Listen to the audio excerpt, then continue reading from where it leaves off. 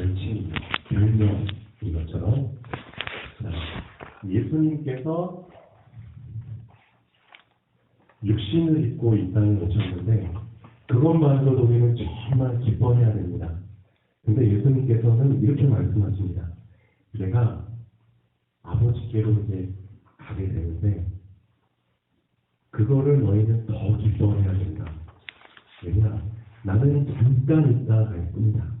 육신을 입었기 때문에 이제 육신이 이제 십자가에 못 박히셔서 죽고 이제 부활하시고 나면은 가셔야 될 운명이죠. 어떻게 보면 나는 잠깐 너희와 같이 있다가 가지만 내가 아버지께 기도할 텐데 기도를 할 텐데 하늘에 계신 아버지께서 너희를 위해 또 다른 선물, 너희가 더 기뻐해야 될 선물을 보내주실 거야.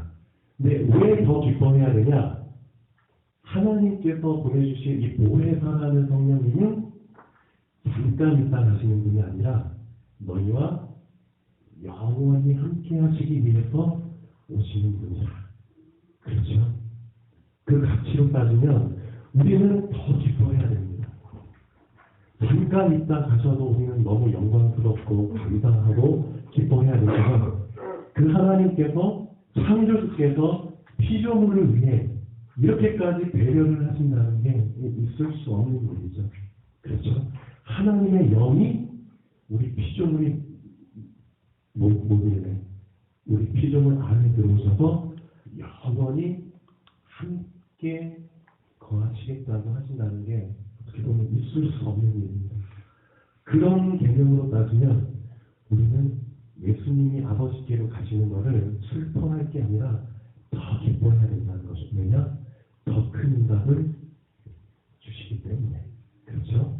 네. 오늘 말씀의 제목은 보혜사입니다. 네, 아까 그 교동문 10편 34편이었죠. 10편 34편에 보면은 그 어떤 사람이 복된 사람이냐라는 게 또 나옵니다. 복된 사람은 복 있는 사람은 여호와께 피하는 자가 복된 사람이다. 여러분들이 사실 오늘 주일날 이 장소에 오셨습니다. 바꿔 말하면 여러분들은 복된 자입니다. 왜냐? 여호와께 피하기 위해서 이 자리에 오신 줄 저는 그렇게 보고 있습니다. 맞나요? 아닌가요? 예. 요즘 되게 시끄러운 일들이 많죠. 그 중에 멘탈이 붕괴된다는 하는 이런 표현이 있죠. 멘붕 상태에 빠진다. 얼마 전에 어떤 방송인, 연예인인가요? 그 사람이 이제 이런 표현을 썼죠. 멘붕 상태가 왔다. 무슨 뜻이냐? 멘탈이 붕괴가 됐다는 거죠. 멘탈이라는 것은 정신을 의미합니다. 정신이 붕괴될 만큼 큰 충격적인 일이 일어났을 때 이런 표현을 쓰는데 이런 표현이 아주 일상화되어 있습니다. 그래서 우리 어린이들도 멘붕이라는 말을 모르는 애들이 없습니다. 우리 아들도 이제 10살짜리인데 멘붕하면 다 알아들어요. 우리보다 더 어린이들이 이런 표현을 자주 씁니다. 근데 많은 사람들은 전 국민을 멘붕 상태에 빠뜨린 일이 일어나 버렸죠. 이게 바로 세월호 사건이라고 다 알고 계시죠. 네, TV를 보면은 이제 속보로 나옵니다. 내가 침몰이 됐어요. 근데 침몰된 것까지는 이제 우리가 뭐 어쩔 수 없으니까. 그런데 구조할 수 있는 시간도 어떻게 보면 충분했고, 그렇죠. 구조 인력도 어떻게 보면은 많았었고. 그런데 안타까운 거는 배가 가라앉고 나서 한 명도 구조를 못했다는 겁니다. 그 생존자들 건네 다 꺼내고 나서 그 배 안에 갇힌 사람들 한 명도 지금 구조 못하고 다 이제 시신들을 이제 이렇게 거두고 있잖아요. 국민들이 그걸 보면서 집단 멘붕 상태에 빠졌습니다. 나는 지금까지 우리 대한민국이 내가 살고 있는 이 나라가 그런 중대한 위기가 닥쳤을 때 위기를 대처할 수 있는 능력이 어느 정도 있을 거야. 왜냐, 우리나라는 OECD 그 안에 들어온 선진국이고 국민소득도 한 2만 몇천 불 정도인 엄청난 그 선진국에 들어갔기 때문에 외국 사람들도 우리나라를 참 부러워해요. 한류가 열풍이잖아요. 그래서 유럽 사람들, 미국 사람들도 한류 문화를 막 존경하고 따라하고 그래요. 얼마 전에 싸이 그 노래 하나 때문에 전 세계 사람들이 막 열광하고 그랬잖아요.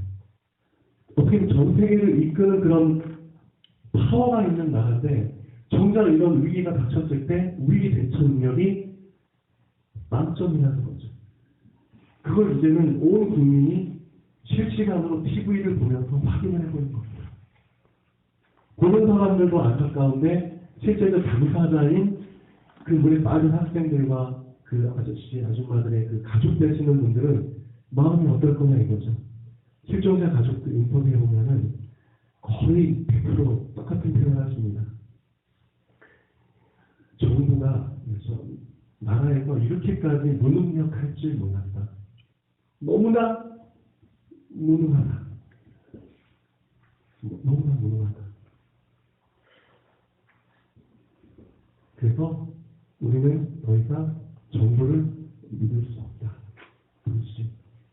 어떻게 보면은 멘붕 상태에 빠진 겁니다. 내가 지금까지 나라를 믿어왔는데.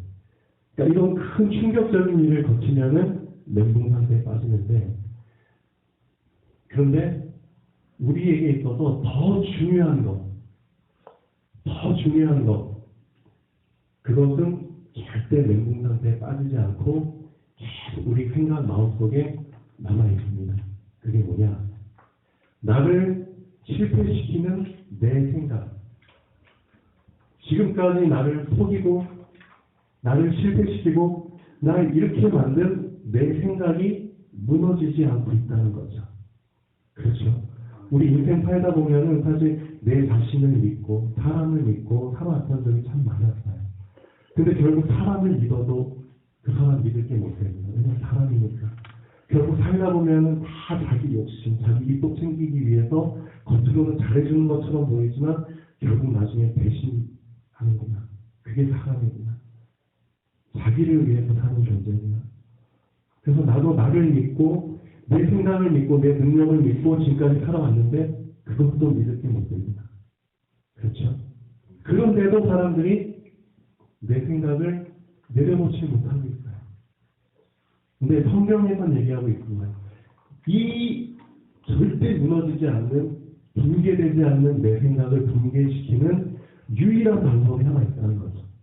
내 생각이 붕괴돼야지만 사실상 우리는 하나님을 만날 수 있습니다.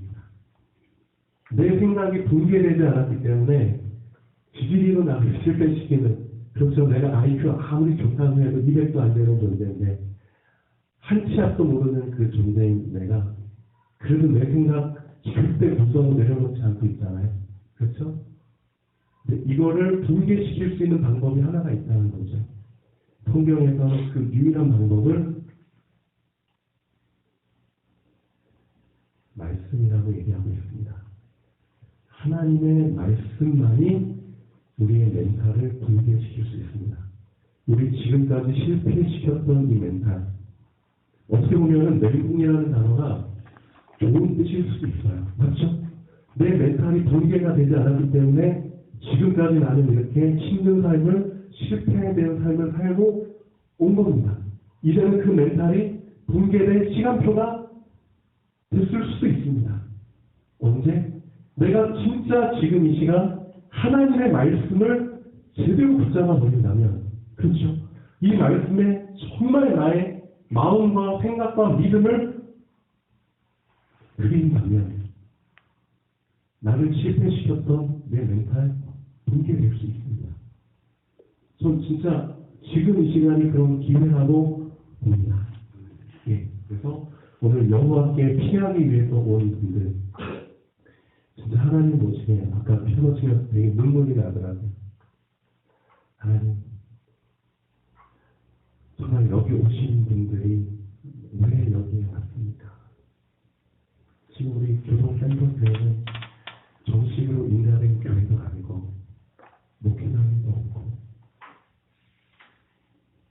정말 진짜 부족하고 연약한 교회입니다. 근데 오늘따라 성도님들이 많이 오셨네요.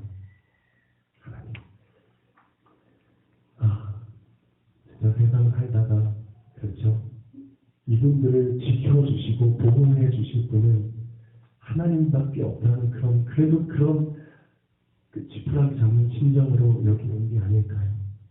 하나님, 여겨진 분들 진짜 불쌍히 여겨주시고 정말 영원하게 피하기 위해 오셨는데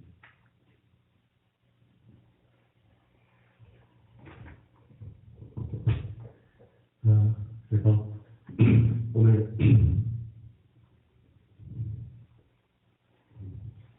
말씀처럼 하나님이 진짜 보호해 주시고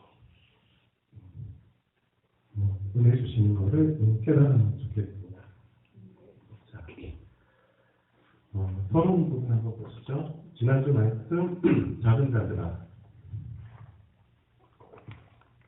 하나님이 사랑하시는 자는 본인의 분수를 아는 자입니다. 세상에서 성공하는 사람들, 그렇죠, 내노라는 사람들, 똑똑한 사람들, 돈 있는 사람들은 사실 자기의 분수를 잘 모릅니다. 오히려 실패하고 능력 없고, 그렇죠, 연약한 그 사람들이 자기의 분수를 잘 붙잡게 되죠. 어떤 분수를 붙잡아야 되느냐? 너희는 작은 자가 절대 큰 자가 아니라는 거죠. 그렇죠? 그래서 본인이 작은 자라는 사실을 모르게 되면 베드로처럼 이런 실언을 할 수 있습니다. 주여, 내가 지금은 어찌하여 따라갈 수 없습니까? 주를 위하여 내 목숨을 버리겠나이다. 그렇죠. 후원 장담을 하죠. 그렇지만 예수님은 베드로의 영적 상태를 알고 계십니다. 너의 복음을 깨닫는 상태, 지금 네가 복음을 이 정도밖에 모르고 있다. 너의 복음을 누리는 그 수준이 이 정도밖에 안 된다. 너의 믿음이 이 정도밖에 안 된다. 이 정도로는 절대 내가 가는 길을 너 따라올 수 없다는 거예요. 예수님은 다 알고 계시죠. 그래서 베드로한테 말씀하십니다. 너는 지금 너의 믿음이 크다고 생각하고 진짜 내가 어떤 고난을 받아도 너 따라올 수 있을 거라고 생각하지만 절대 그렇지 않다. 너의 지금 영적 상태는 너의 분수는 작은 자다. 그래서 이런 말씀을 하시죠. 네가 나를 위하여 목숨을 버리겠느냐. 내가 진실로 너에게 이르노니 다 물기 전에 네가 새로 나를 부인하리라. 그렇게 말씀을 하십니다. 그래서 진짜 내 분수를 알 때 제가 볼 때는 진짜 신앙생활이라는 게 그때부터 제대로 시작이 됩니다. 어떤 분수를 알아야 되느냐. 나는 진짜 아무것도 아니구나. 난 진짜 아무것도 아닌 놈입니다. 내 힘으로 할 수 있는 게 하나도 없구나. 그렇죠? 거기서부터 시작이 됩니다. 자, 오늘 본문 한번 보시죠. 너희는 마음에 근심하지 말라. 이렇게 말씀하십니다. 예수님은 정확히 알고 계십니다. 자, 여기 있는 분들 중에 한 분을 딱 나오라고 해가지고 그 사람의 마음 상태를 딱 보면은 그 사람 마음 속에는 이게 가득 차 있습니다. 근심이라는 게 가득 차 있습니다. 마음이라는 그 상태, 근심이라는 게 꽉 차 있어요. 꽉 차 있을 수밖에 없죠. 왜냐? 이 사람은 태어날 때부터 공허 상태로 태어납니다. 공허 상태. 그렇죠? 육신으로는 아버지, 어머니가 있지만 영적으로는 이미 하나님을 떠난 상태에서 태어납니다. 영적 공허 상태에서 태어납니다. 그러니까 태어날 때부터 우리 사람들의 마음에는 근심이라는 게 같이 있을 수밖에 없습니다. 그리고 살아가면서 계속 근심되는 일들이 쌓이죠. 그 근심이 쌓여서 아예 내 마음속에 근심만 가득합니다. 그래서 하나님께서, 예수님께서 이런 말씀하십니다. 너는 마음에 근심하지 말아라. 왜냐? 방법이 있다. 근심 안 하는 방법이 있다. 첫 번째, 하나님을 믿어라. 하나님을 믿어라. 그러면 근심 안 할 수 있다. 근데 하나님을 믿으려면 두 번째, 나를 믿어라. 진짜 하나님 만나고 싶지, 하나님 믿고 싶지, 근데 하나님을 다이렉트로 만날 수도 없고 믿을 수도 없단다. 그래서 오늘 말씀 요한복음 14장의 주인공은 예수 그리스도입니다. 예수님이 말씀하실 때마다 다 본인과 관련시켜서 말씀하십니다. 하나님 만나고 싶어도 나를 통해야 된다. 하나님께 응답받고 싶어도 나를 통해야 된다. 그렇죠? 하나님 위로받고 싶어도 나를 통해야 된다. 무조건 나를 통해야 된다. 오늘 요한복음 14장 말씀에서는 진짜 노골적으로 예수님이 본인을 통하지 않고는 절대 하나님께 갈 수도 없고 만날 수도 없고 할 수도 없다는 거죠. 노골적으로 말씀하십니다. 진짜 많이 강조하십니다. 무조건 나를 통해야만 된다. 왜냐? 요한복음 14장의 핵심은 선지자이기 때문입니다. 저번 주에 말씀해 주시는 제사장에 대한 부분이었죠. 그렇죠? 자, 결론 부분 한번 다시 먼저 보겠습니다. 자, 신앙생활을 할 때 중요한 거는 시간표에 따라서 잘 인도를 받아야 된다는 겁니다. 시간표를 무시하고 신앙생활을 하게 되면은 결국은 다시 원점으로 돌아가야 되는 일이 벌어집니다. 그래서 진짜 우리가 제대로 믿으려고 딱 하잖아요. 그 하나님께서는 분명한 시간표를 알려주십니다. 정말 예수님을 그냥 믿는 게 아니라 예수님이 그리스도란 사실, 즉 메시아, 구원자, 너의 모든 문제 해결자라는 그 사실을 알게 되기까지는 시간표, 과정이 필요하다는 거죠. 그래서 제일 처음 너희가 거쳐야 될 과정은 예수님이라고 제사장이라는 사실이다. 예수님은 제사장이라는 사실이다. 이 사실을 너희가 먼저 붙잡고 이 안에서 너희가 충분히 경험하는 것이다. 이 제사장의 시간표에 같은 표현은 바로 사랑입니다. 그래서 요한복음 13장에서는 제사장에 대한 부분을 계속 강조하시면서 사랑을 말씀하십니다. 제사장의 시간표에 정말 너희가 이 시간표를 제대로 밟았다면 너희 마음속에는 이 사랑이라는 게 그렇죠. 쥐를 붙잡을 것이다. 왜 사랑이냐? 예수님이 제사장으로 왜 오셨습니까? 라고 물어본다면 거기에 대한 정말 마땅한 답은 없을 것 같아요. 그냥 사랑하기 때문에. 그렇죠? 창조주께서 인간의 몸을 입고 그런 쇼 아닌 쇼를 어떻게 보면 그렇게까지 하셔서 인간의 몸을 입고 피조물의 모습으로 이 땅에 오셨다는 것 자체가 사랑 말고는 해석할 길이 없습니다. 그렇죠? 제사장의 또 다른 표현은 사랑입니다. 그런데 이 사랑이라는 것을 어떻게 너희가 알아야 되느냐? 사랑도 순서가 있다는 거죠. 첫 번째, 저번 주에 말씀드렸던 것처럼 내가 너희를 정말 사랑한다. 예수님이 우리를 정말 사랑하십니다. 내가 너희를 정말 사랑한다. 이거를 먼저 아는 게 순서다. 순서다. 가장 많이 경험을 하는 겁니다. 이 제사장의 시간표에. 그렇구나. 이 시간표에 나의 이 생각이 계속 붕괴되는 겁니다. 그렇죠? 아, 그렇구나. 그런 표현이 이제 고백이 계속 나와야 됩니다. 이 제사장의 시간표. 그렇구나. 나를 정말 사랑하시는구나. 그렇기 때문에 나를 위해서 이렇게 하셨고 이런 말씀을 주셨구나. 그런 부분들이 계속 깨달아지는 겁니다.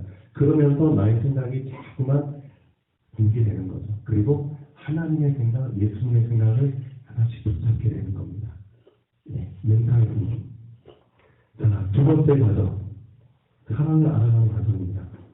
이제는 우리가 예수님을 사랑하는 겁니다. 그게 두 번째 과정입니다. 사랑이라는 게 어떻게 보면은 일방적인 게 아니라 이제는 쌍방적인 수준에서 우리에게 응답으로 와야 됩니다. 지금까지 하나님이 나를 사랑하신다는 건 알지만 일방적인 사랑이죠. 그렇죠? 근데 많은 사람들이 사실은 그 수준을 뛰어넘지 못하고 있습니다. 그 하나님의 사랑을 계속 받으면서 나도 이제 하나님을 사랑하게 되는 겁니다. 그때 쌍방관계가 성립이 되는 겁니다. 그렇죠? 하나님이 나를 사랑하고 내가 하나님을 사랑할 때 비로소 예수님이 주신 새 계명, 새로운 계명입니다. 지금까지 있었던 수많은 율법의 계명 중에 하나가 아닌 그 모든 율법을 다 포함할 수 있는 완전한 새로운 계명인 서로 사랑하라. 네. 이 계명은 이제 우리가 실행에 옮길 수 있게 됩니다. 시키게 됩니다. 언제 이 두 가지가 통일이 됐을 때, 하나님이 나를 사랑하고 내가 하나님을 사랑하게 됐을 때 그 사람이 비로소 사실 새 계명을 지키게 됩니다. 이제는 우리 인간들도 서로 사랑하게 되는 겁니다. 그게 바로 제사장의 시간표를 제대로 붙잡은 사람에게 나타나는 일입니다. 그렇죠? 그런데 오늘 말씀은 그 제사장의 시간표를 제대로 거친 사람이 그리스도를 좀 더 알아가는 단계, 선지자의 시간표에 이제 도달하게 되는 겁니다. 선지자의 시간표의 또 다른 표현은 성령님이십니다. 네.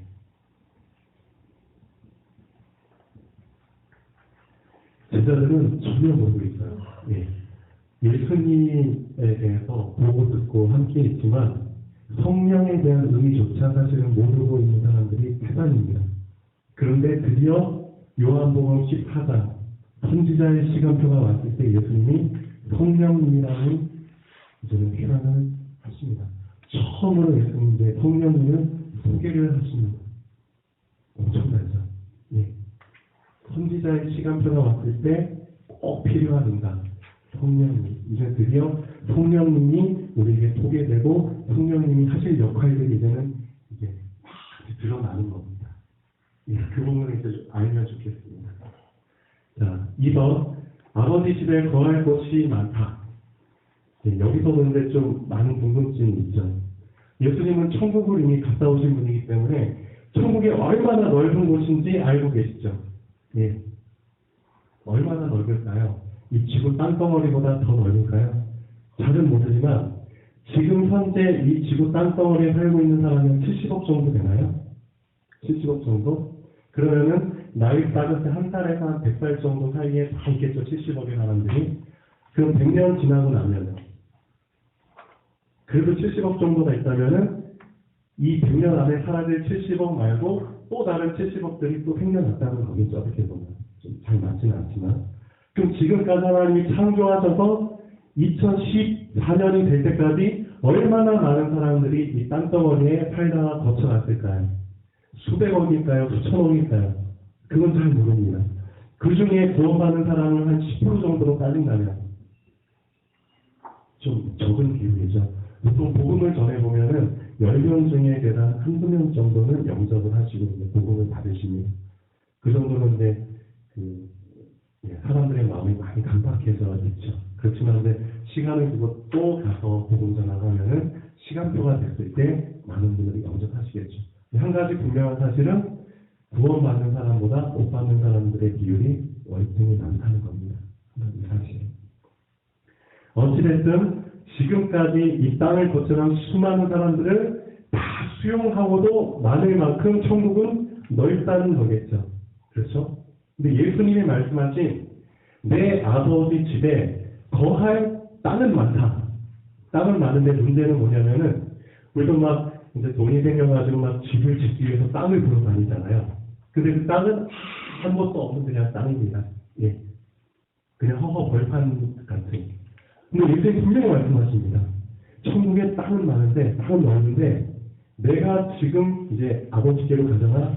그러면은, 예를 들면은, 재근아, 너를 위한 집, 너가 거할 처소, 너의 집, 그거를 그 많은 땅 중에 어느 곳에다가 이제 말뚝을 박는다는 거죠. 그리고 거기에다가 집을 하나 다 지어놓고 온다는 뜻입니다. 엄청난 의미입니다. 어떻게 보면 지금 여기 살고 있는 분들, 힘드신 분들은 자기 주소지로 된 집도 없고, 그래서 어떻게 보면 서울에 유리입니다. 여가, 월세 내면서 힘들게 그렇게 사시는 분들이 많아요. 그런데 예수님 말씀하십니다.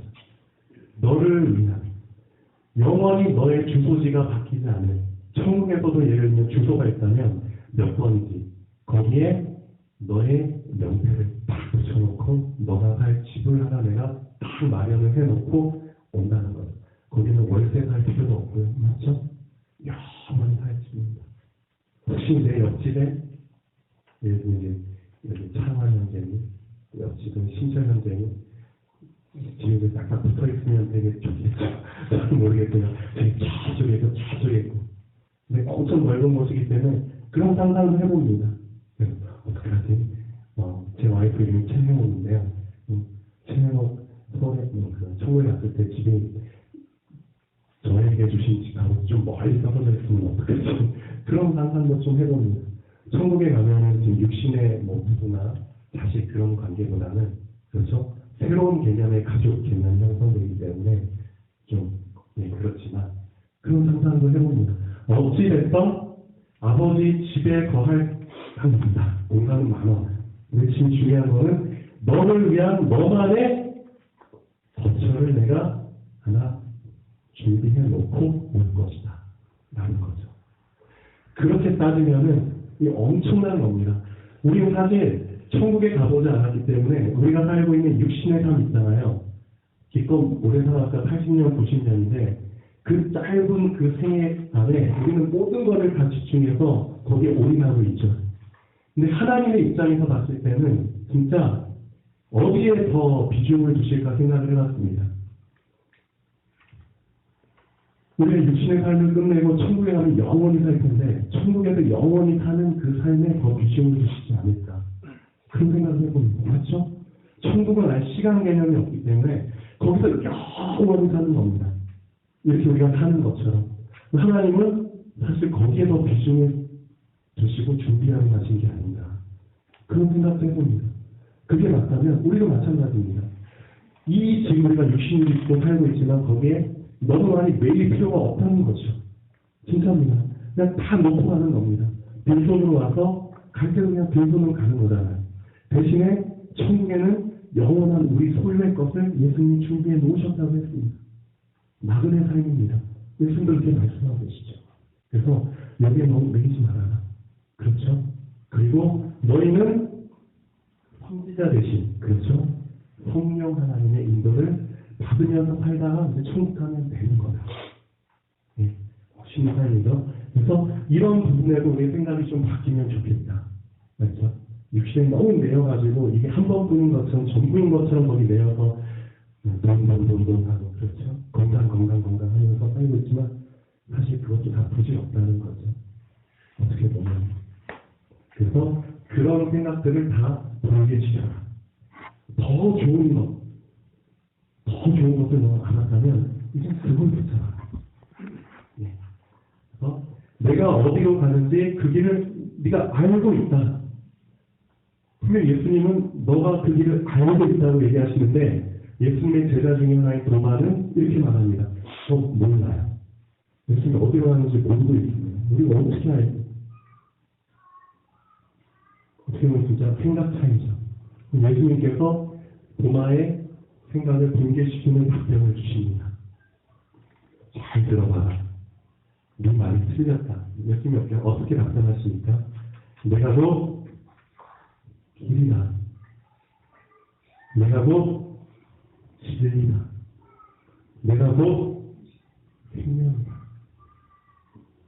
이 세 마디로 로마의 생각을 멘붕 상태로 만들어 버리십니다.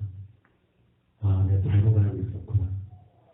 분명히 내가 그 길을 어떻게 보면 알고 있었는데 그냥 모르는 것처럼 내가 내 생각을 깨지지 않았구나. 예수님이 정리를 해주십니다. 지금까지 내가 너와 함께하면서 이 세 가지를 보여줬다. 내가 곧 길이다. 자, 이런 생각 한번 해봅니다. 강릉에서 서울까지 그냥 계속 산으로 그냥 쭉 쌓여있는 길이라는 게 하나도 없어요. 갈 수 있는. 그냥 산으로 계속 태백산맥 같은 산들이 200몇십 킬로에 걸쳐가지고 서울과 강릉 사이 놓여져 있다면 되게 막막하잖아요. 그렇죠? 그런데 서울을 갈 수 있는 길이 하나 딱 열려버린 겁니다. 예. 그게 보여졌을 때 우리가 받을 그 충격은 엄청난 거죠. 전혀 그냥 서울이라는 곳이 있나 보다 하고 내가 갈 수 있는 곳이 아니야 라고 그냥 포기 상태에 있었는데 그게 아닌 진짜 갈 수 있구나. 갈 수 있구나. 생각이 이제 전환되는 거죠. 그런 부분들을 사실 예수님은 제자들과 함께 있으면서 계속 보여주신 겁니다. 뭘로? 말씀으로. 수많은 말씀을 주시면서 그렇죠. 제자들과 또 예수님을 따르는 많은 무리들의 생각을 계속 분개시킨 거죠. 내 생각이 틀렸구나. 그렇게 해서 점점 하늘과 천국과 가까워질 수 있는 길을 계속 예수님이 보여주신 겁니다. 그 말씀이 바로 나다. 말씀이 육신을 입어 우리 가운데 거하시네. 요한복음 1장 14절. 그 말씀으로 너희를 멘탈을 붕괴시키면서 하나님을 만날 수 있는 길을 내가 계속 닦아왔는데 넌 아직도 그걸 모르고 있느냐? 내가 그 길이라는 거죠.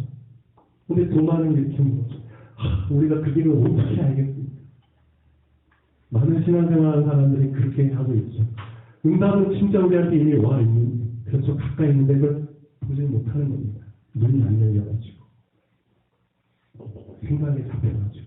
그 생각을 붕괴시켜라. 진짜 제대로 한번 생각해 보십시오. 내가 곧 길이다. 즉, 내가 곧 선지자다. 내가 곧 진리다. 그 진리가 무슨 뜻입니까? 요한복음 8장 32절에 보면은 우리를 자꾸만 속박하는, 우리를 자꾸만 매이게 만드는, 우리를 자꾸만 답답한 좁은 공간에서 좁은 그런 상태에서 살도록 진짜 답답한, 그렇죠? 그 상태에서 살게 만드는 놈이 있다는 거죠. 그 놈이 눈에 보이지 않는 영적 존재인 사단입니다. 그 사단이 뭘 통해서 우리 답답하게 만드느냐? 바로 생각을 통해서 답답하게 만듭니다. 하고 많은 생각들 중에서, 그렇죠? 하나님이 원하시는 나의 속박을 풀어주는 자유케 하는 그 생각을 붙잡지 못하고 자꾸만 나를 실패시키고 매이게 만들고 답답하게 만드는 생각을 붙잡게 한다는 거죠. 그렇죠? 그 존재.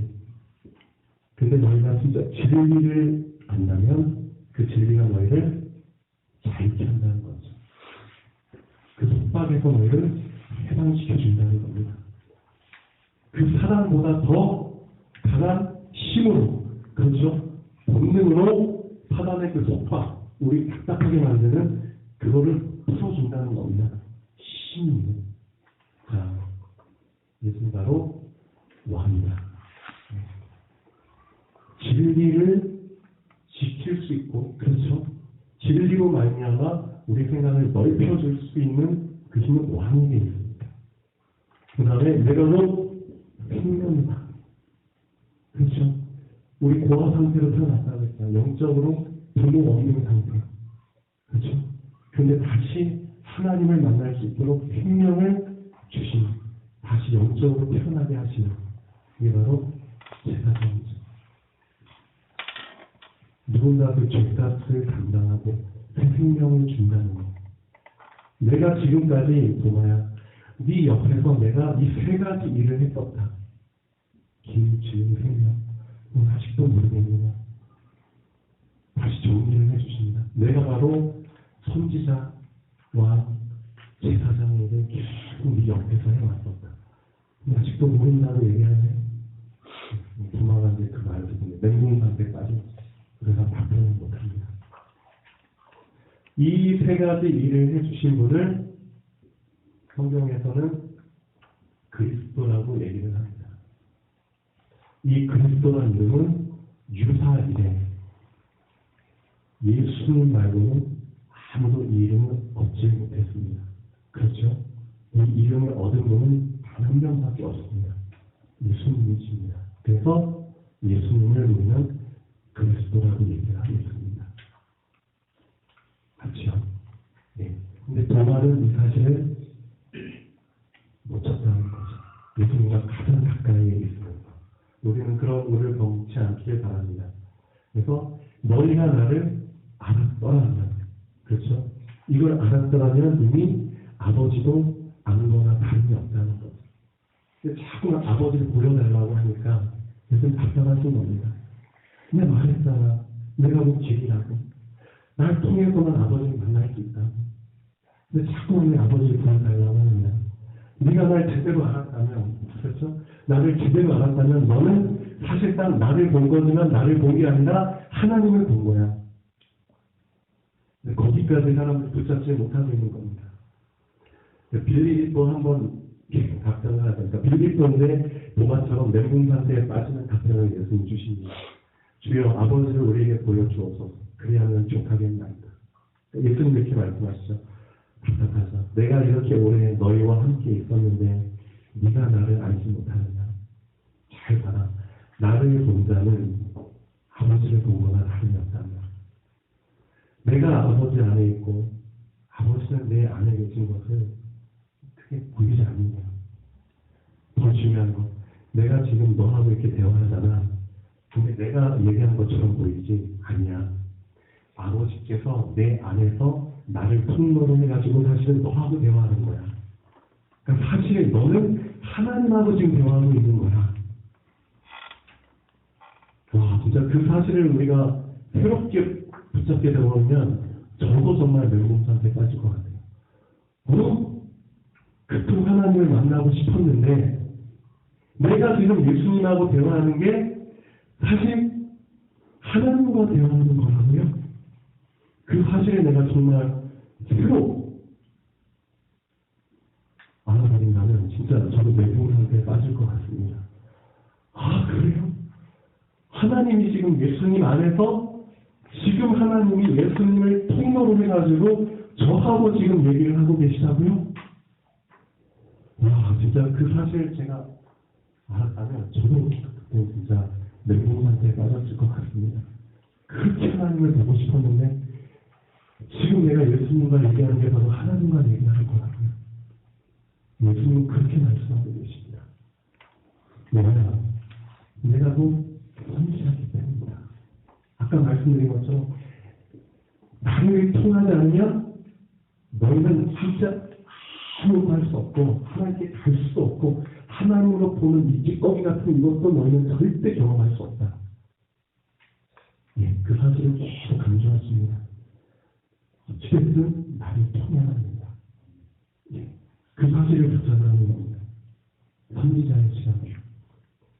그래서 이 사실을 네가 믿느냐? 믿으라. 정말 이 사실이 너한테 믿어진다면 그 사람은 9번 내가 하는 일을 너도 할 거다.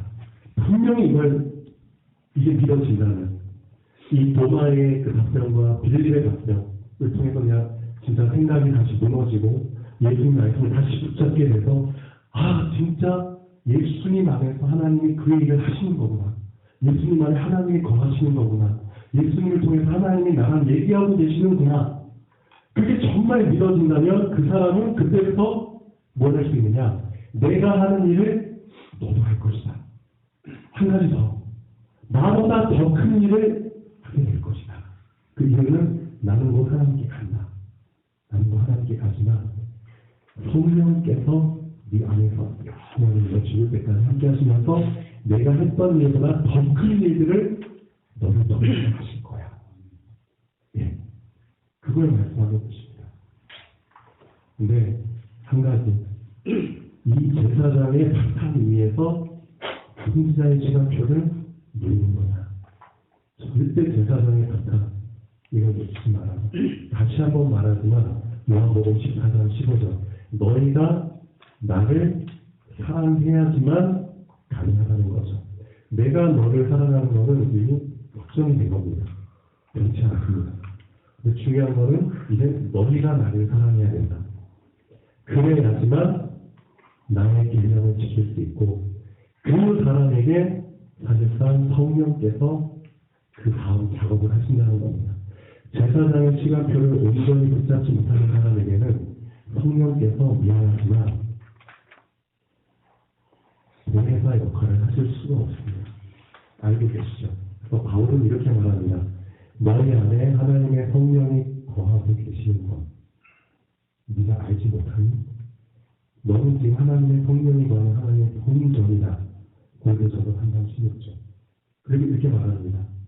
너희 안에 계신 성령을 소멸하지 말아라. 성령이 분명히 내주하고 계시고 인도하기를 원하시는데 자꾸만 너희는 이 제사장에 있는 시간표를 놓쳐버리기 때문에 주종 관계가 자꾸만 흐트러져 버리는 거죠. 그렇죠? 하나님이 주인이고 너는 종인데 자꾸만 네가 주인인 것처럼 네 생각을 내려놓지 않고, 그렇죠? 말씀보다 네 생각을 더 붙잡고 네 욕심, 너 동기를 먼저 붙잡고 사니까 성령께서 네 안에서 역사하실 수가 없지 않느냐. 인도하고 싶어도 제사장의 의미를 놓쳐버렸기 때문에, 그렇죠? 사랑의 의미를 놓쳐버렸기 때문에 할 수가 없다는 거죠. 사실상 많은 사람들이 이렇게 기도합니다. 성령님 인도해 주세요. 성령 인도 받기를 원합니다. 그렇지만 실제 그들의 삶을 보면은 첫 단추를 놓쳐버린 사람들이 많습니다. 그렇죠? 제사장의 의미를, 시간표를 붙잡은 사람에게 사실상 그 다음 시간표, 선지자의 시간표를 통한 성령의 응답을 하나님은 주십니다.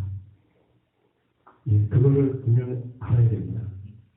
그래서 또 다른 보혜상을 너희에게 주실 텐데 영원토록 너희와 함께 있게 하실 것이다. 그 성령께서 하시는 일은 다음 주에 이어서 할 텐데요.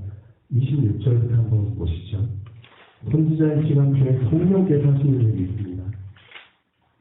보혜사 곧 아버지께서 내 이름으로 보내실 성령, 그가 너희에게 모든 것을 가르치시고 내가 너희에게 말한 모든 것을 생각나게 하시리라. 너희 마음에 근심하지 말라고 했는데 근심이 너희 마음속에서 나가는 순간 성령께서 평안을 주신다고 하죠. 평안을 너희에게 끼치 곧 나의 평안을 너희에게 주거라. 내가 너희에게 주는 것은 세상이 주는 것 같이 아니하니라. 그래서 너희는 마음에 근심하지도 말고 두려워하지도 말아라. 정말 마음에 평안을 얻기 원하시죠? 근데 그거는 아무렇게나 되는 게 아닙니다. 진짜 제사장의 시간표를 확실히 붙잡고, 그렇죠? 주종 관계를 절대 틀어지지 않은 그 겸손한 사람이 있죠. 그 사람이 제대로 선지자의 시간표에 성령의 인도받기에 합당한 그 그릇이 준비됐을 때, 그때 비로소 예수님이 평안으로 인도하시는 겁니다. 이 과정을 절대 놓치지 않기를 바라겠습니다. 결론 한번 보시죠. 제사장의 시간표에 또 다른 표현은 바로 사랑입니다. 그렇죠? 사랑. 네. 선지자의 시간표에 또 다른 표현은 성령 하나님이십니다. 그래서 진짜 중요한 거, 예수님이 계속 확인하고 계십니다. 사랑이라는 이 쌍방관계 있죠. 내가 너희를 사랑하고 너희도 나를 사랑해야 된다는 거죠. 그 쌍방관계가 성립되지 않으면 사실상 성령의 인도와 역사하심을 그 사람은 경험할 수 없습니다. 예, 그게 참 중요합니다. 기도하겠습니다.